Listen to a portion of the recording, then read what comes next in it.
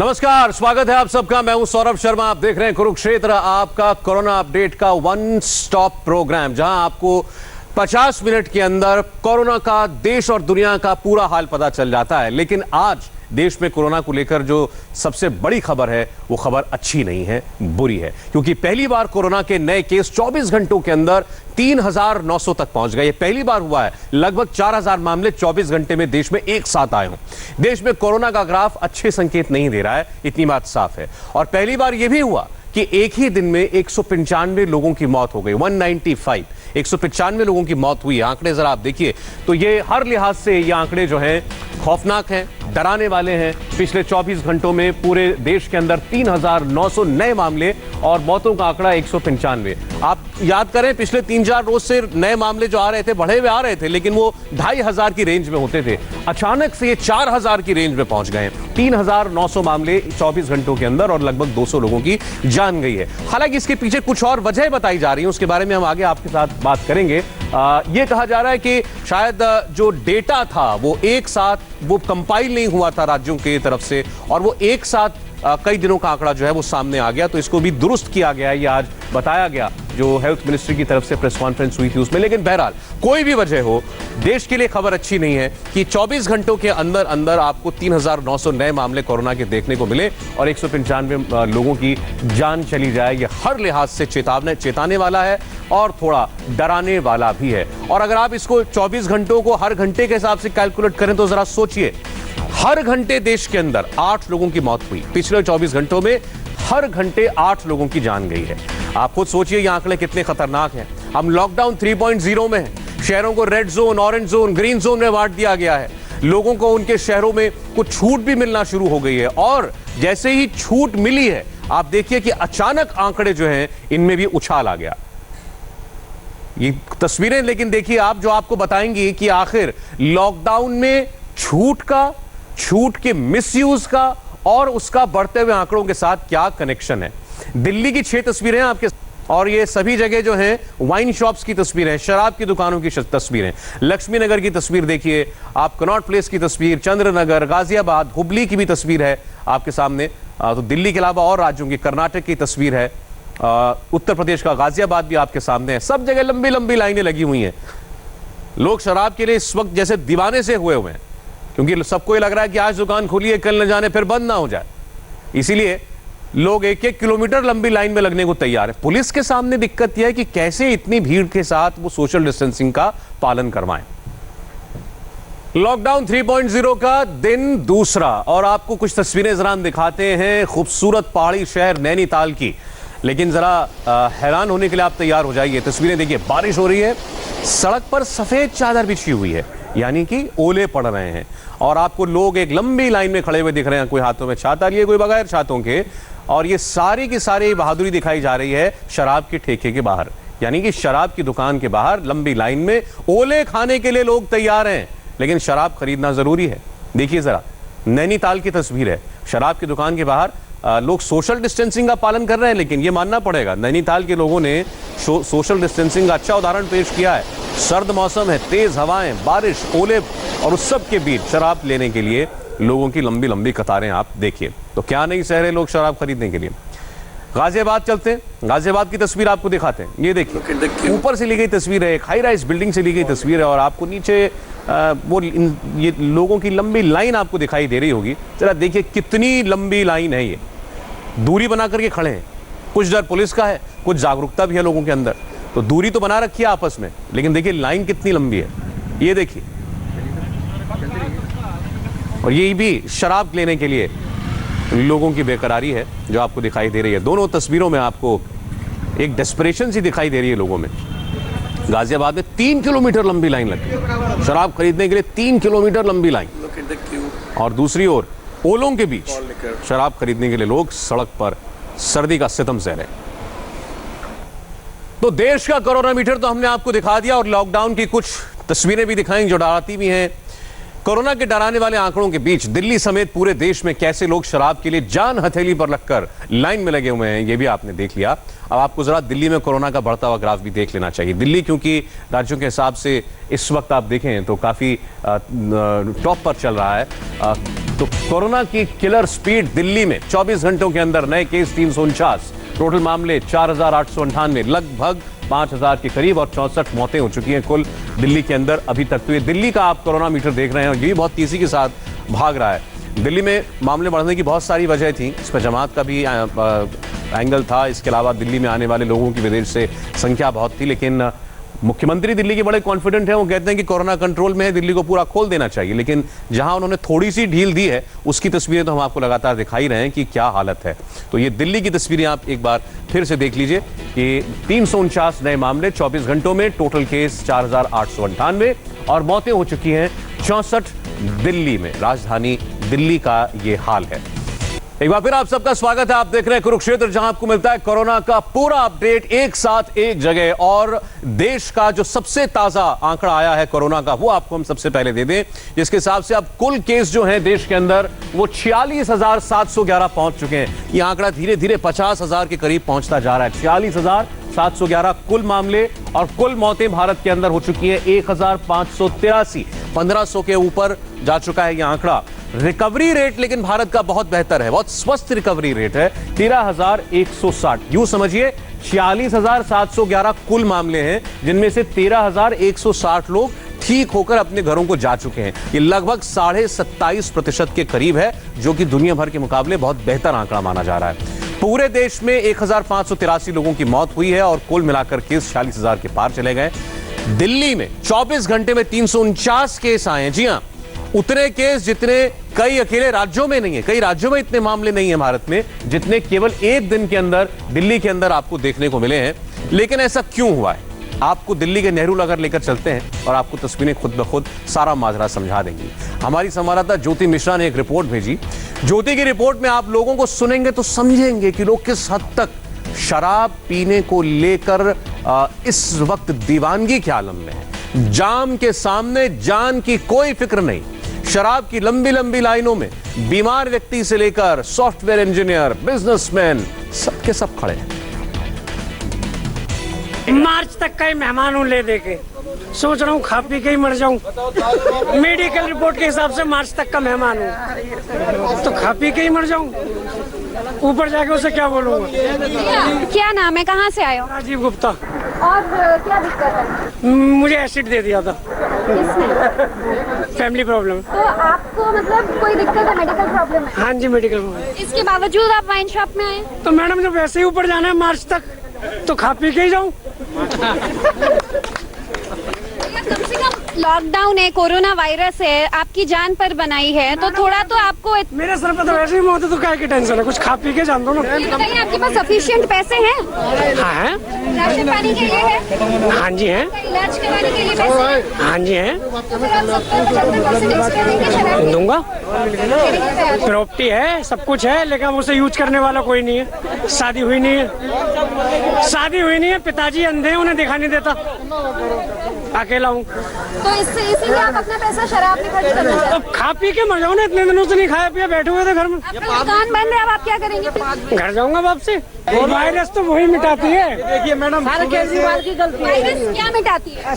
Madam जी कहीं से सुना था नेट पे ही कि ड्रिंक करने वालों को वायरस नहीं होता है। आप कल एक पेटी ले गए, आप फिर आज आ गए। आप कितनी शराब ले जाएंगे, आप ये बताइए। मैम जब तक ठेका खुलता रहेगा पीते रहेंगे, पियेंगे तो जिएंगे कैसे?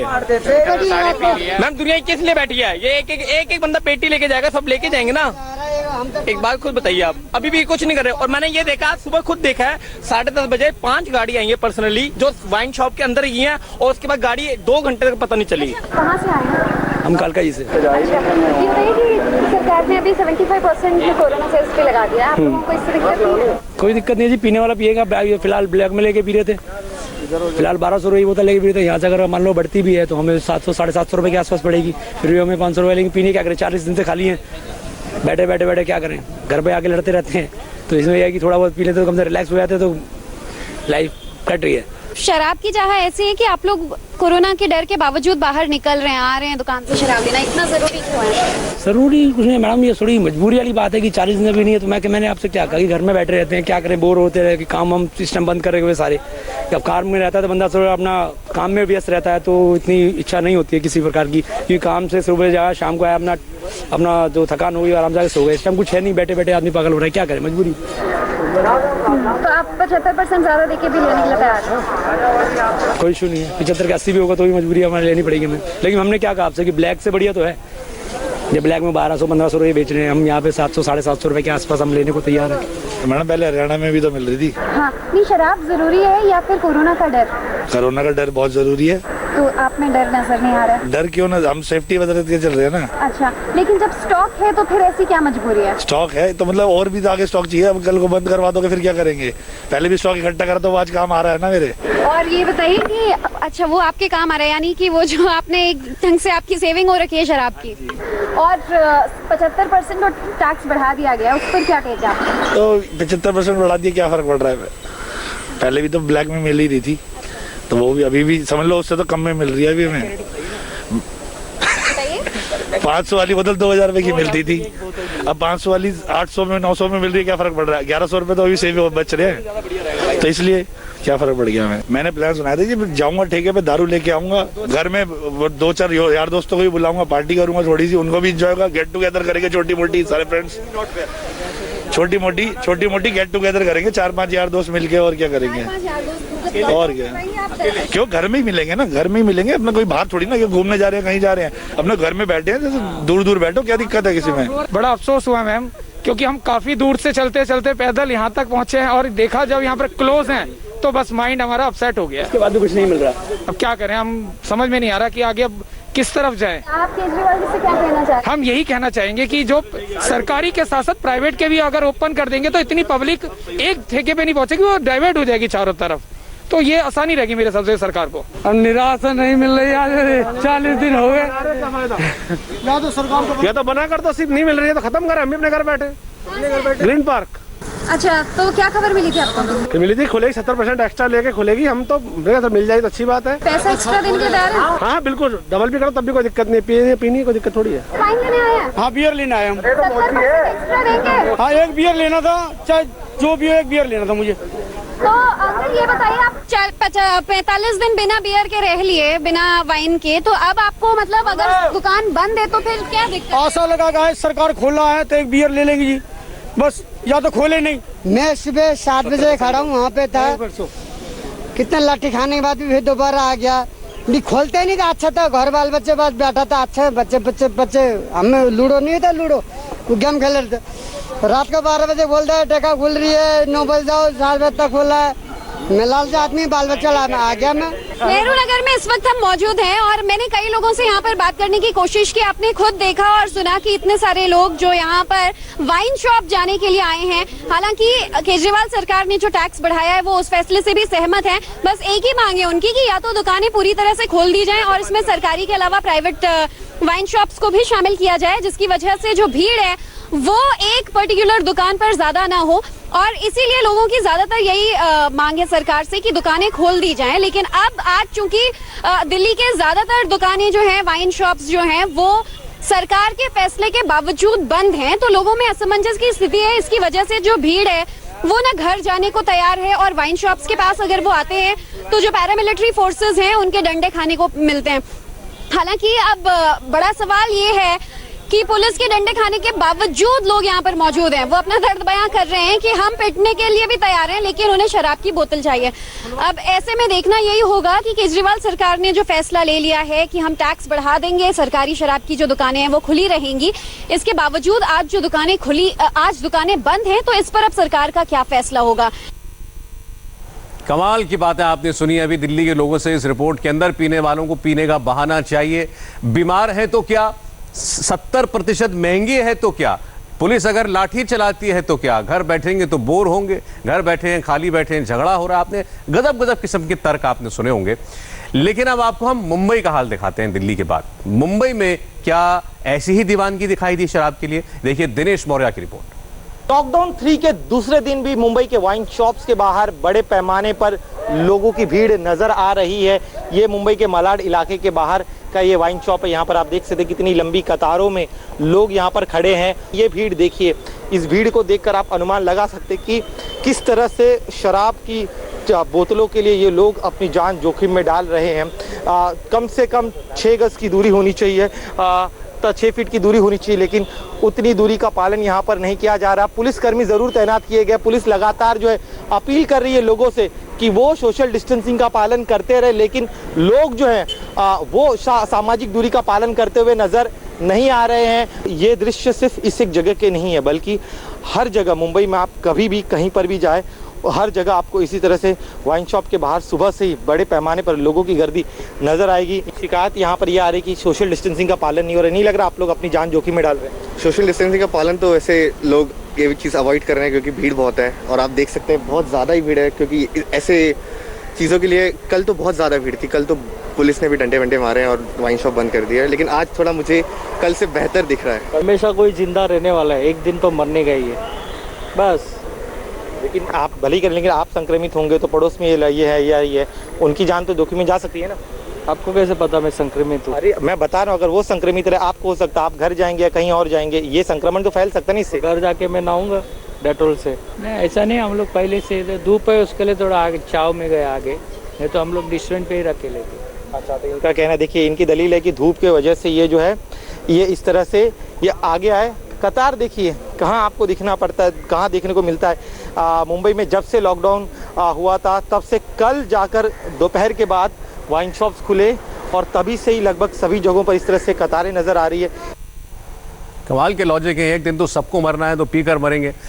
खैर, लॉजिक जितने दिलचस्प है, महाराष्ट्र की हालत उतनी अच्छी नहीं है, बहुत चिंताजनक है। आपको दिखाते हैं कुल आंकड़े कितने पहुंच चुके हैं महाराष्ट्र के अंदर। देश में सबसे ज्यादा मामले महाराष्ट्र से आए हैं, कुल 14,541, 14,500 मामले एक राज्य से। पूरे देश में 46,000 मामले, उसमें से 14,500 मामले महाराष्ट्र के हैं, और मौतें कुल 583 मौतें। यहाँ पूरे देश में 1500 के से थोड़ा सा ज्यादा है, और यहाँ आप देखिए लगभग 600 मौतें अकेले महाराष्ट्र के अंदर हो चुकी हैं। 24 घंटों के अंदर 1,567 मामले आ चुके हैं महाराष्ट्र में, और 24 घंटों में ही 35 और लोगों की जान कोरोना से जा चुकी है। लेकिन इस फिर भी आप देख रहे हैं लोगों को इन आंकड़ों से कोई मतलब नहीं है। लॉकडाउन के बीच सरकार ने थोड़ी आमदनी के लिए, थोड़ी अर्थव्यवस्था को बढ़ाने के लिए कुछ रियायतें दी, तो लोगों ने उनका बेजा इस्तेमाल करना शुरू कर दिया। और शराब की दुकानों के बाहर तो ऐसा लग रहा है जैसे मेला लगा हुआ हो, लोग भूल ही गए हैं कि अभी खतरा असली कोरोना से है। लेकिन आप देखिए ये आंकड़े वाकई परेशान करने वाले हैं। महाराष्ट्र के अंदर शुरुआत से लेकर आज तक, जब से भारत के अंदर कोरोना ने अपना कदम रखा है, मामले सबसे ज्यादा तेजी के साथ बढ़ते हुए दिखाई दिए हैं।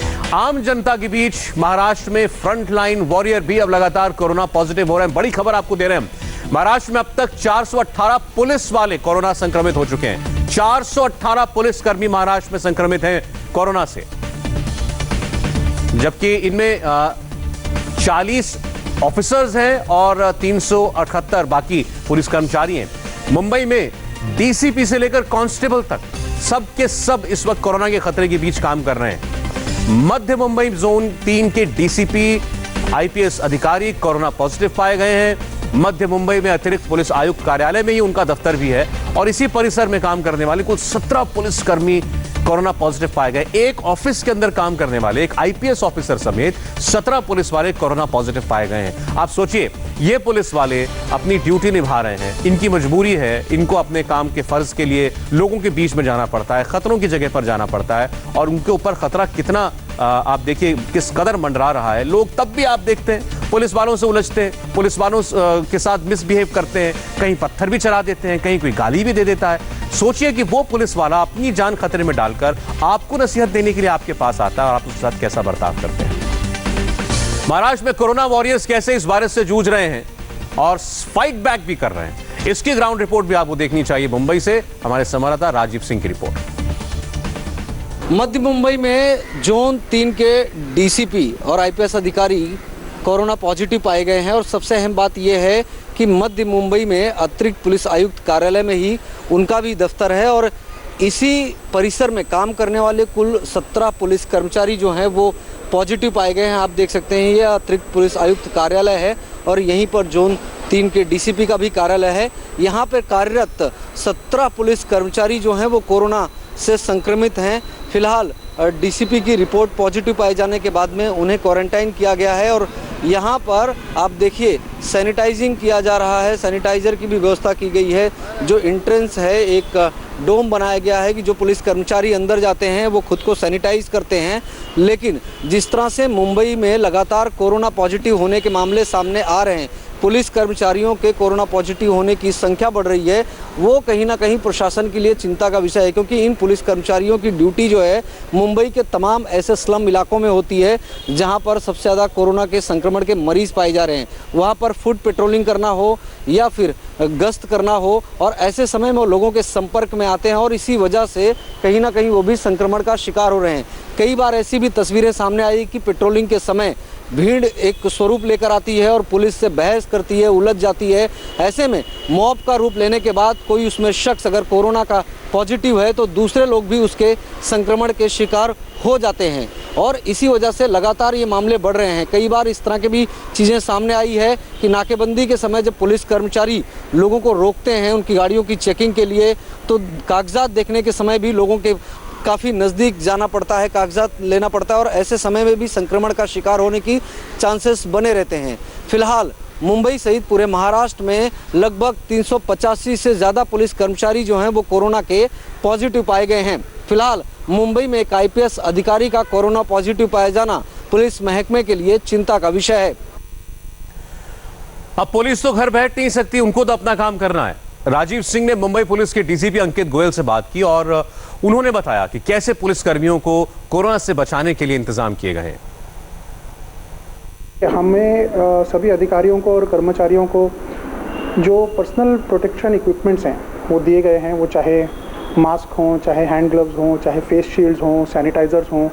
बड़ी से बड़ी संख्या में ये हम पहले दिन से कर्मचारी अधिकारियों को उपलब्ध कराए गए हैं और जिस तरह का एरिया है उस तरह का प्रोटेक्शन इक्विपमेंट लगा के हमारे अधिकारी और कर्मचारी काम कर रहे हैं और अभी तक बहुत ही बेहतरीन तरीके से हमने, मुझे लगता है कि सभी स्लम एरियाज़ में लॉकडाउन का पालन करवाया है। जो संक्रमित एरियाज़ हैं या जो हॉस्पिटल्स हैं उसके पास जो हमारे लोग होते हैं उनको पूरा सूट दिया जाता है, पूरा किट दिया जाता है वापरने के लिए।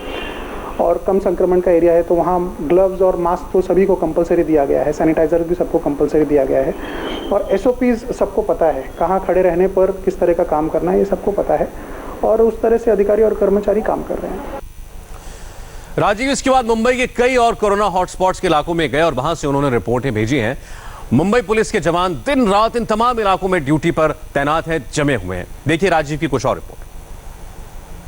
सब है कि धारावी, एंटॉफिल, वडाला, शिवाजी नगर, गोवंडी जैसे जो स्लम इलाके हैं यहाँ पर जो पुलिसकर्मी तैनात होते हैं उनके लिए सबसे ज़्यादा मुश्किलें होती हैं। आप देखिए ये धारावी बस्ती है और ये बेहद कंजस्टेड बस्ती है।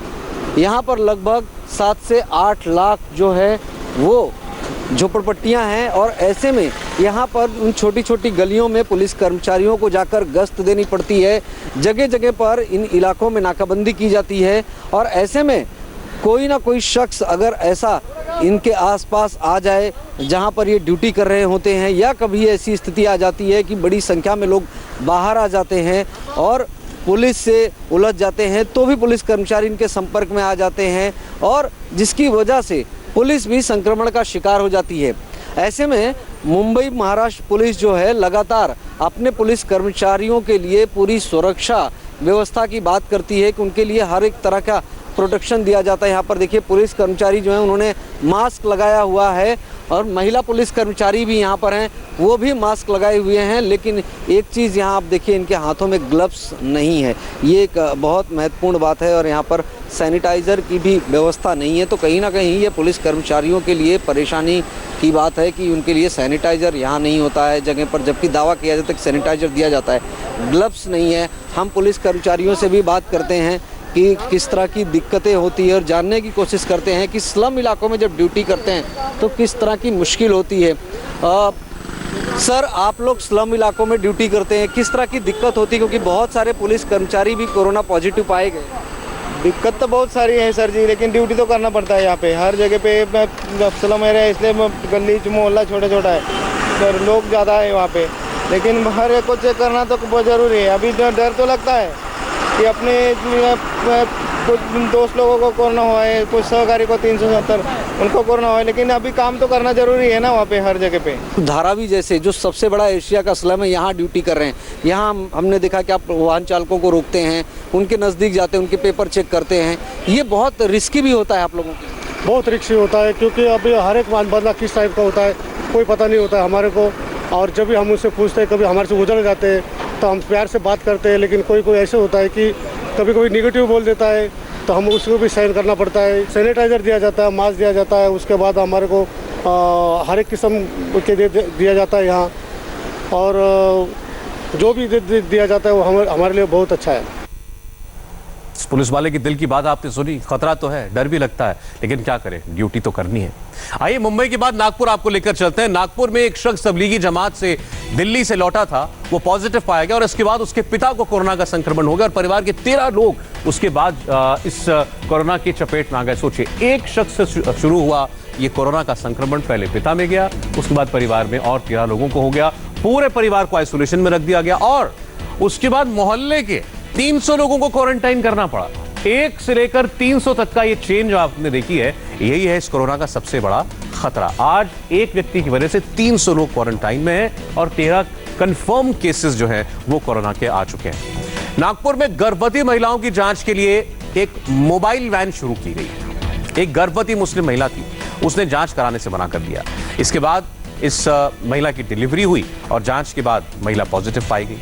अब उसके संपर्क में आने वाले 125 लोगों को क्वारंटाइन किया गया है। 125 लोग एक महिला की वजह से क्वारंटाइन हो गए। प्रशासन का कहना है कि पहले ही जब मोबाइल वैन पहुंची थी उस वक्त वो अगर अपना टेस्ट करा लेती तो ये नौबत नहीं आई, लेकिन उस वक्त सरकार की बात नहीं मानी, खुद पॉजिटिव पाई गई, अपनी जान को खतरा, गर्भवती थी, बच्चे की जान को खतरा और बाकी और कितने लोगों में खतरा के ऊपर खतरा उन्होंने पैदा किया, ये भी आपके सामने।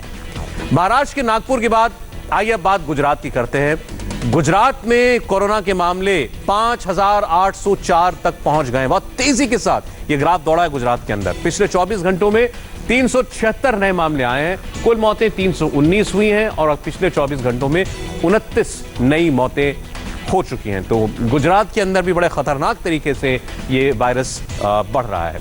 अहमदाबाद के खोखरा इलाके की सब्जी मंडी में 21 लोग एक साथ कोरोना पॉजिटिव पाए गए। 80 सब्जी वालों के सैंपल लिए गए थे, जिनमें से 21 पॉजिटिव निकले। फल बेचने वाले, सब्जी बेचने वाले, किराना स्टोर वाले जैसे जो सुपर स्प्रेडर्स हैं, वो कोरोना के संक्रमण को फैलाने में कितने घातक साबित हो सकते हैं, उसकी सबसे ताज़ा तस्वीर आज उभर करके आई है अहमदाबाद के इस खोखरा इलाके में, जहां ये जो सड़क पे सब्जी मंडी लगती थी, इसमें करीब 21 सब्जी बेचने वाले एक साथ पॉजिटिव पाए गए हैं। कुछ दिन पहले इनके यहाँ पे सैंपल्स लिए गए थे। ये झोपड़पट्टी में ही यहाँ ये सब रहते थे। अब आप देखिए कितना घातक कॉम्बिनेशन है। एक तो सुपर स्प्रेडर्स हैं, सब्जी बेचने वाले हैं और स्लम्स में रहते हैं, कितने कंजस्टेड एरियाज में ये रहते हैं। इसीलिए यहाँ पे बाकायदा इनके सैंपल्स जो हैं वो कलेक्ट किए गए थे। इस पूरे इलाके में से करीब 80 सब्जी बेचने वालों के सैंपल कलेक्ट किए गए थे, क्योंकि काफ़ी क्लोजली ये लोग रहते हैं, काम करते हैं। और उसमें से 21 सब्जी बेचने वाले जो हैं वो पॉजिटिव पाए गए हैं। यहाँ जो पुलिस है उसने इन लोगों को सोशल डिस्टेंसिंग मेंटेन करने के लिए यहाँ पे आप देख सकते हैं इस तरह से मार्किंग वगैरह भी करवा के दे रखी है, लेकिन बहुत ज़्यादा मुश्किल होता है फॉलो करवा पाना इन सब से। और इसी वजह से जो सैंपल अब आए हैं पूरे इलाके में, आसपास के जो घर हैं, ये सभी लोग इनसे सब्जी ख़रीदा करते थे। सभी में एक दहशत है, क्योंकि ये सब्जी वाले जो हैं ये मेन मार्केट जहाँ पे लगती है वहाँ से सब्जी लाते थे। न जाने और कितने लोगों के संपर्क में ये आए होंगे।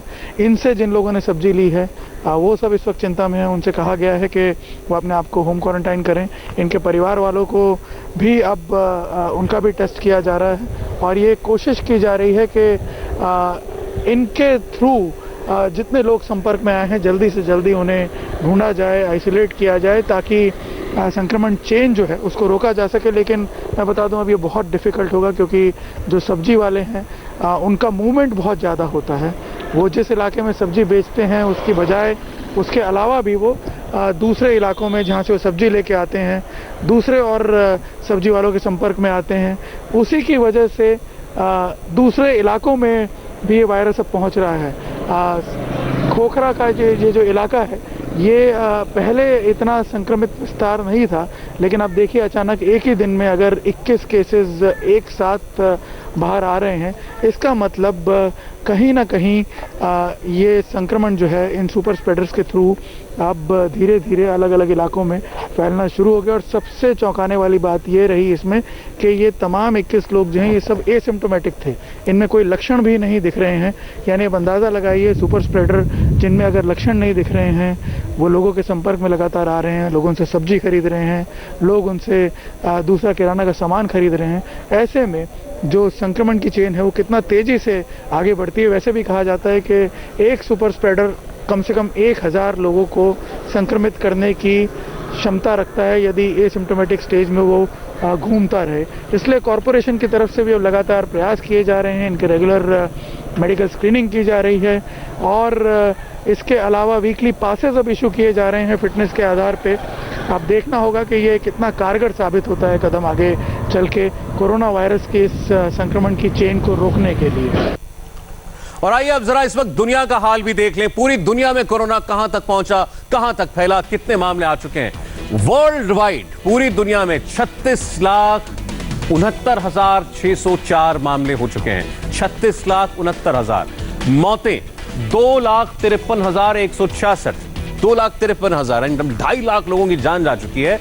और रिकवर हुए लोगों की तादाद है 12,10,424, यानी लगभग 36.5 लाख लोगों में से 12 लाख लोग ठीक हुए हैं। ये भी एक अच्छा संकेत है, एक अच्छा बेहतर आंकड़ा है कि इतने प्रतिशत लोग ठीक भी हो रहे हैं। लगभग आप देखेंगे ये जो आंकड़ा है लगभग 33% के करीब है कि इतने प्रतिशत लोग ठीक भी हो रहे हैं। भारत के अंदर भी आंकड़ा जो है लगभग 28% के आसपास पहुंच चुका है। ये ब्रिटेन का आंकड़ा आप देख लेते हैं। ब्रिटेन में कुल केस 1,90,584 और 28,734 मौतें हो चुकी हैं। आप लोग इसकी तुलना भारत के मामलों से लगातार करते रहिए। ब्रिटेन में 1,90,000 मामले हुए, भारत में भी 46,000 मामले हैं। मौतें वहां 28,734 हो गई, लगभग 29,000 मौतें हो चुकी हैं वहां पर। भारत के अंदर ये 1,500 के आसपास मामला है।